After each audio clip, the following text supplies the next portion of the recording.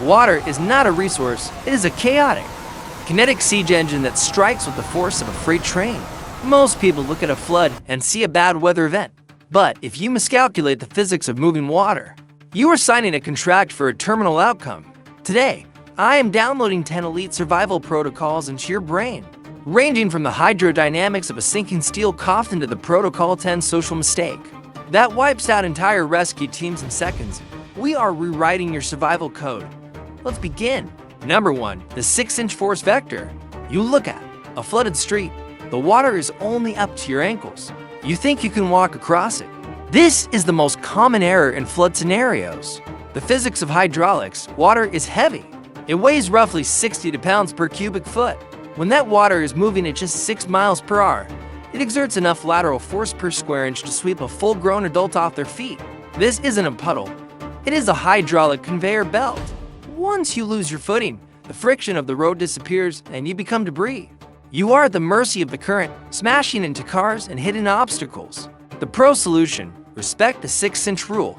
If the water is moving and is deeper than 6 inches, roughly ankle height, do not enter. Turn around. If you absolutely must cross a slow-moving section, use a sturdy pole as a third leg to create a tripod for stability.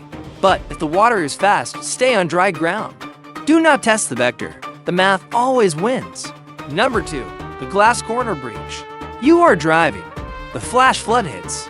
Your car stalls and begins to float. You press the window button. Nothing happens. You try to open the door. It won't budge. Panic sets in.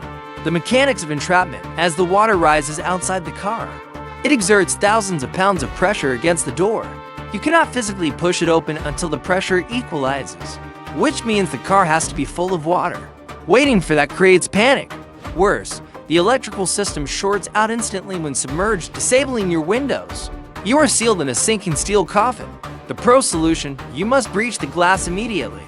But you cannot just hit the window anywhere. Automotive glass is tempered. It is designed to flex in the center. If you hit the middle, the tool will bounce off. You must strike the bottom corner of the side window. This is the structural weak point. Use a dedicated glass breaker tool, or pull out your headrest and use the metal spikes. One hard strike in the corner shatters the tension, the glass explodes outward, and you exit before the vehicle sinks. Number 3, the strainer avoidance. You are in the water. You are being swept downstream. You see a fallen tree or a fence ahead. You think, I'll grab onto that. That thought is a fatal error. The hydrodynamic trap in swift water rescue terms. Obstacles that let water pass through but catch solid objects are called strainers. Trees, guardrails, and wire fences are deadly. If you hit a strainer, the current pushes you against it, but the water flows through the branches or mesh. The pressure pins you there. Thousands of pounds of water pile up behind you, forcing you underwater and holding you down. You cannot push off. The force is too great. The pro solution: you must treat a strainer like a spinning propeller. Swim aggressively away from it. If you cannot avoid it, you must swim over it. Throw your upper body over the log or fence and use your momentum to vault across. Do not let your legs dangle, or they will be sucked under. This is a physical trap, like the psychological trap in number 10 that lures you in with good intentions. Number 4, the toxic soup sealant. You're wading through thigh-deep floodwater to get to safety. You have a small cut on your shin. You ignore it. By tomorrow, you are in septic shock. The biohazard reality: floodwater is never just rain. It is a mixture of overflowed sewage systems, industrial chemical runoff, dead biomass, and agricultural waste. It is a toxic soup of bacteria and viruses. A simple scratch creates a direct highway for these pathogens to enter your bloodstream. The rate of infection in flood scenarios is massive. The pro solution: before you take a single step into the water, you must seal your suit. Check your body for any open wounds, scratches, or blisters. Seal them completely with super glue or cover them with waterproof duct tape. You need a hermetic seal.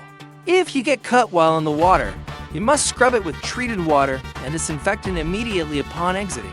You are not just wet, you are contaminated. Number 5, the attic acts mandate. The water is rising into your living room. You decide to retreat upstairs. The water keeps coming. You climb into the attic. You are now safe. Right, wrong. You have just entered a potential tomb. The vertical trap: as floodwaters rise, they compress the air inside the house. If the water reaches the roof line, the attic fills with water, or the air pressure becomes unbearable. If you are trapped in the attic without a way out, you drown in the dark, pressed against the rafters. Rescue helicopters cannot see you, and they cannot get to you. The pro solution, an attic axe mandate is simple. Never enter an attic during a flood, unless you have a heavy axe, a sledgehammer, or a chainsaw with you. You must have the ability to cut a hole through the roof from the inside. This is your only exit and your only way to signal for help. If you don't have the tool, do not go into the attic. Stay on the roof. This keeps you visible. Like the invisible danger of electricity we discussed in number 7. Number 6, the Fridge Lifeboat. You are in an urban flood. You need to move, but the water is freezing and the current is strong. You see a refrigerator floating past in the debris. You see trash. I see a tactical vessel. The physics of buoyancy. Modern refrigerators are essentially plastic, shells filled with thick, expanding foam insulation. They are incredibly buoyant and watertight. They are designed to keep cold in, which means they are great at insulating against the water temperature. The pro solution, if you can wrangle a floating fridge, open the door and empty the contents. Turn it onto its back so the open door faces the sky. Climb. Inside, you now have a stable, unsinkable dinghy. The foam walls insulate you from the cold water, preventing hypothermia. The system shutdown of your thermal regulation. It's not pretty, but it keeps you dry and alive. Number 7, the step potential shuffle. You are wading down a street. You feel a strange tingling sensation in your legs. Your instinct is to run. If you run, you hit lights out. The electrical field, floods knock down power lines. Water conducts electricity, but the voltage isn't uniform. It radiates out from the source like ripples in a pond. This creates step potential. If you take a wide step, one foot might be in a 500 volt zone and the other in a 300 volt zone. The electricity races up one leg and down the other to equalize, passing through your heart. The pro solution, if you feel that tingle, freeze. Do not take a step. Bring your feet close together. Now, shuffle. Slide your feet along the ground, keeping them touching each other, or hop with both feet together. By keeping your feet at the same voltage potential, you prevent the current from traveling through your torso. Shuffle away from the sensation until the tingling stops. Number 8, the Eddy line exit. You have been swept into the main river channel. You are moving fast. You see the shore, and you try to swim straight toward it. You are exhausted instantly and swept further downstream. The hydrodynamic wall, fast water and slow water are separated by a boundary called the Eddy line. The fast current acts like a wall. If you swim leisurely, the current will just bounce you off the eddy line and keep you in the chaos. The pro solution, look for eddies. These are patches of calm water behind large rocks, buildings, or bends in the river. When you spot one, you must swim aggressively. Angle yourself 45 degrees to the current and sprint. You have to punch through the eddy line with momentum. Once you cross that invisible border, the water calms down and you can grab onto the object and climb out. You have to fight for the exit, because there are no second chances, especially with the trap in number 10. Number 9, the roof paint beacon. You cut your way out of the attic. You are sitting on the roof. Helicopters are flying overhead, but they keep passing you. You are blending in. The contrast problem from the air. A flood zone looks like a mess of brown water and gray debris. You are just a speck. Waving your arms is not enough. You need to scream visually. The pro solution in your flood prep kit. Keep a can of bright orange or neon spray paint or a large blue tarp. If you are on the roof, paint a massive V, the International Air Ground Signal for Require Assistance or SOS, across the entire slope of the shingles. If you have a tarp, spread it out and nail it down. This high contrast geometric shape does not exist in nature. Instantly alerts the pilot that there is intelligent life down there waiting for extraction. Number 10, the Human Chain Suicide Pact. This is the grand finale. This is the rule that breaks hearts but saves lives. The concept, you see someone wash away in a culvert or a fast-moving street. A group of strangers gathers. Someone yells, "Link arms." They form a human chain to reach the victim. It looks heroic. The statistical lethality.